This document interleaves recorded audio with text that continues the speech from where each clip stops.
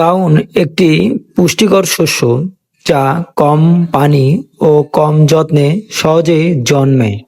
চরের কৃষকেরা প্রতি বছর নদী ভাঙ্গন ও বন্যার ঝুঁকি নিয়ে চাষ করে, তবু তারা কাউন ও বাদামের মতো ফসল চাষ করে নিজেদের জীবন চালিয়ে নেয়।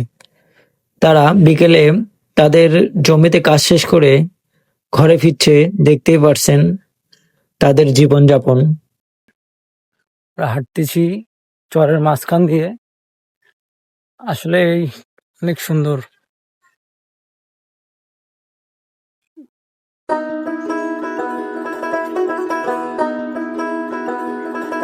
সবাইকে স্বাগতম আমার আরো একটি নতুন ভিডিওতে। আজকের ভিডিওটি হতে যাচ্ছে এক অন্যরকম রোমাঞ্চকর ভিডিও। আমরা এখন হরিপুর মাওলানা ভাসানী তিস্তা সেতুর ওপরে রয়েছি। আজকে হরিপুর মাওলানা ভাসানী তিস্তা সেতুর আশেপাশের চর অঞ্চলটা পুরোটাই ঘুরে দেখব। সেখানে দেখব কি কি ফসল চাষ করা হয় এবং তাদের জীবনযাপন এবং সবকিছু তুলে ধরবো আজকের এই ভিডিওতে। আজকের ওয়েদারটা ছিল এক অন্যরকম। 3 বন্ধু মিলে বাইকে চড়ে ঘুরতে বেরিয়েছিলাম। আমরা হরিপুর ভাসানী তিস্তা সেতুর ওপর থেকেই বাইক চালাতে চালাতে ভিডিও করতেছিলাম। আমার সাথে ছিল আমার আরো 2 বন্ধু, তারা খুবই উচ্ছ্বসিত আজকের এই ঘুরতে এসে। তাদের নাকি অনেক ভালো লাগতেছিল এই হরিপুর মাওলানা ভাসানী তিস্তা সেতু, যা বলে বোঝানো যাবে না। বাংলাদেশের উত্তরাঞ্চলের একটি গুরুত্বপূর্ণ স্থাপনা হলো মাওলানা ভাসানী তিস্তা সেতু। এই সেতুটি শুধু যোগাযোগ ব্যবস্থাকেই সহজ করেনি, বরং তিস্তা নদীর চরাঞ্চলের বসবাসকারী মানুষের জীবনও এনেছে বড় পরিবর্তন। নদীর বুকের মাঝখানে গড়ে ওঠা চরগুলোতে বসবাস করা মানুষের জীবন অনেকটাই সংগ্রামময়, তবে তাদের জীবনধারায় রয়েছে এক ধরনের সরলতা, প্রাকৃতিক নির্ভরতা। দেখতেই পাচ্ছেন এখানে মিষ্টি কুমড়া চাষ করা হয়েছিল, এগুলো তুলে ফেলা হয়েছে হয়তোবা, শুধু গাছগুলো রয়েছে। ঠিক তার পাশেই গরু এখনো জমিতে ঘাস খাচ্ছে। অনেকগুলো গরু একসাথে ছেড়ে দিয়ে এখানে ঘাস খাওয়ানো হচ্ছে। হঠাৎ করে চোখ পড়ে গেল কিছু মানুষের। দেখতে পেলাম তারা মাথায় করে কি জানি নিয়ে যাচ্ছে। পরে বুঝতে পারলাম তারা তাদের জমিতে কাজ শেষ করে ঘরে ফিরছে।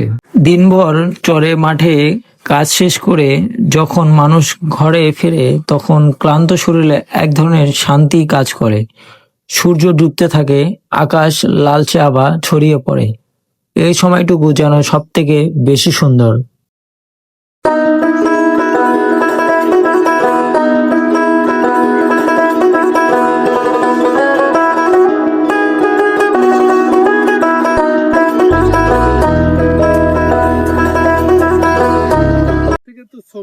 নদীর পাড়ে আমরা ঘুরতেছি, আসলে চারপাশটা অনেক সুন্দর।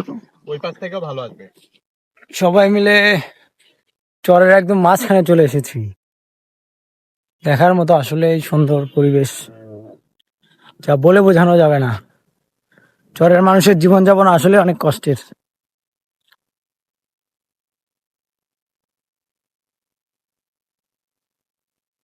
এপাশে একটি নদী দেখতে পাচ্ছেন। নদীর চর মানে শুধু বালু আর খোলা জমি নয়, চরের ভেতর দিয়ে ছোট বড় অনেক খাল, জলপথ বয়ে যায়। এই খালগুলো চর অঞ্চলের জীবনের এক গুরুত্বপূর্ণ অংশ। নদীর পানি যখন কমে যায় বা স্রোতের ধারা বদলায়, তখন চরের মাঝখানে ছোট ছোট পানির পথ তৈরি হয়। এগুলোই খাল। বর্ষাকালে এগুলো বড় হয়ে যায় আর শুষ্ক মৌসুমে অনেক সময় শুকিয়েও যায়। এই খালগুলোতে বিভিন্ন ধরনের মাছ পাওয়া যায়। অনেক পরিবার মাছ ধরে জীবিকা চালায়। খাল থেকে ধরা মাছই তাদের প্রধান প্রোটিনের উৎস। নৌকাগুলো কি সুন্দরভাবে সারিবদ্ধভাবে রেখে দিয়েছে। দেখতেই পাচ্ছেন পুরো চর একদম ফাঁকা, লোকজন নেই বললেই চলে। একদম নিরিবিলি পরিবেশ, মানুষের কোনো কোলাহল, কোনো কিচ্ছু নেই। অনেক সুন্দর একটা পরিবেশ।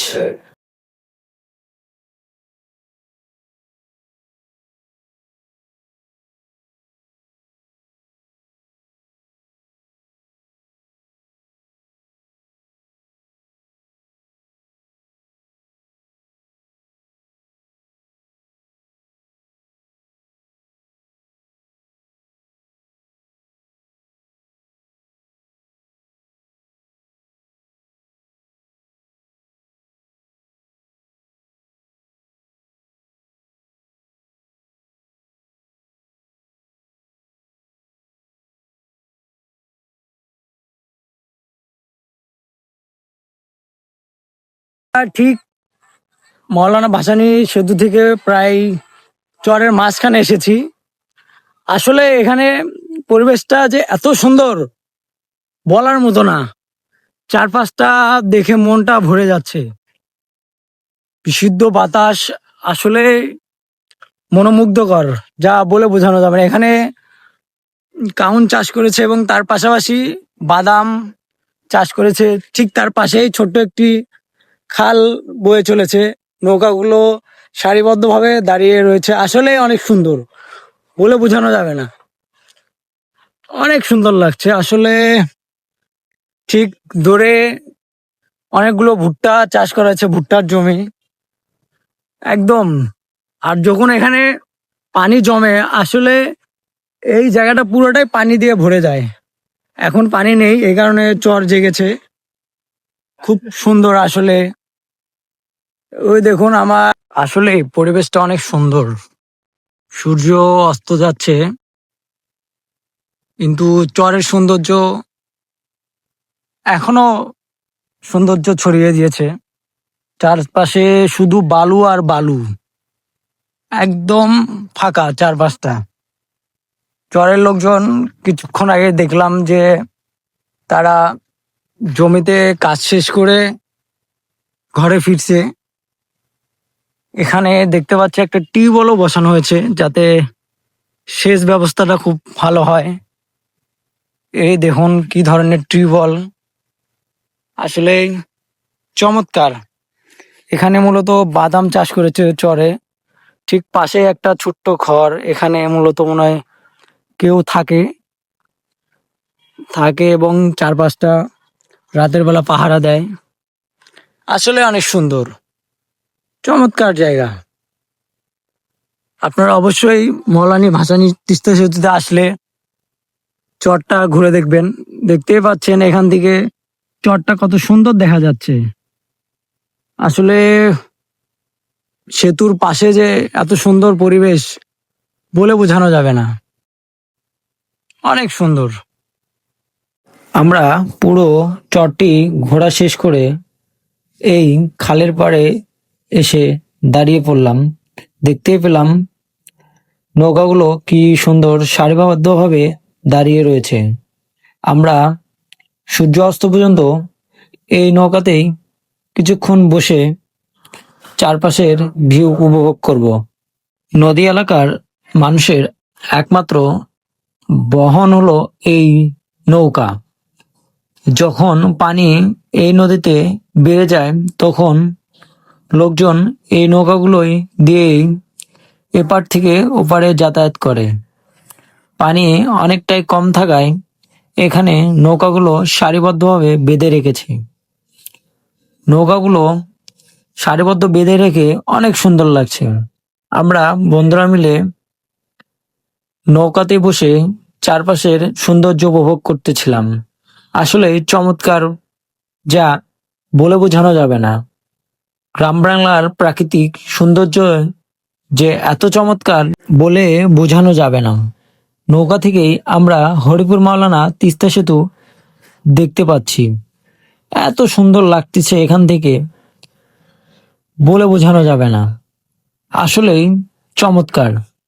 চরের ঘোড়ার গাড়ি হলো নদী ভাঙ্গন ও বালুচর এলাকার মানুষের খুবই গুরুত্বপূর্ণ একটি পরিবহন মাধ্যম। যেখানে রাস্তা নেই বা কাঁচা রাস্তা, সেখানে এই গাড়ি মানুষের একমাত্র ভরসা। দেখতেই পাচ্ছেন সন্ধ্যা হয়ে গড়িয়ে গেছে। মানুষ তাদের জমি থেকে ফসল ঘোড়ার গাড়িতে করে বাসায় নিয়ে যাচ্ছে। আজকের এই ভিডিওটি এখানেই শেষ করছি। অবশ্যই ভালো লাগলে সাবস্ক্রাইব করবেন।